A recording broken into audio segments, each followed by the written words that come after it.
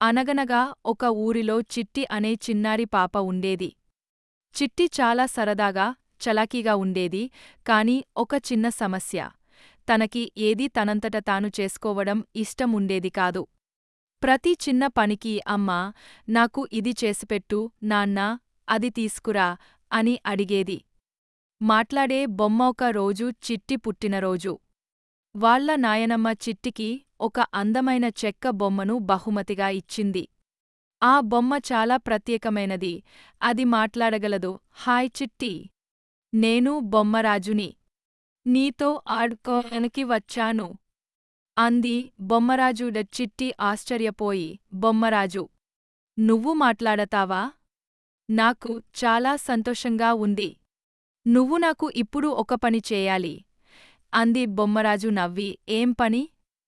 అని అడిగింది. నా గదిలో బొమ్మలన్నీ కింద పడ్డాయి. వాటిని నువ్వు సర్దిపెట్టు అంది చిట్టి. నేను సర్దలేను చిట్టి అంది బొమ్మరాజు. నేను నీకు ఒక రహస్యం చెప్తాను. నాతోపాటు ఈ మాయా పూల కుండీ కూడా వచ్చింది. మాయా పూల కుండీ. బొమ్మరాజు ఒక చిన్న పూల కుండీని చూపించింది. ఆ కుండీలో ఒక అందమైన, మెరిసే పూల మొక్క ఉంది. బొమ్మరాజు ఇలా చెప్పింది.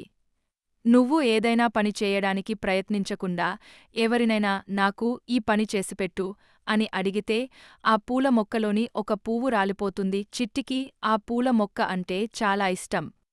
అయ్యో! నా పూలు రాలిపోకూడదు అంది. కాని చిట్టి అలవాటు మానుకోలేకపోయింది.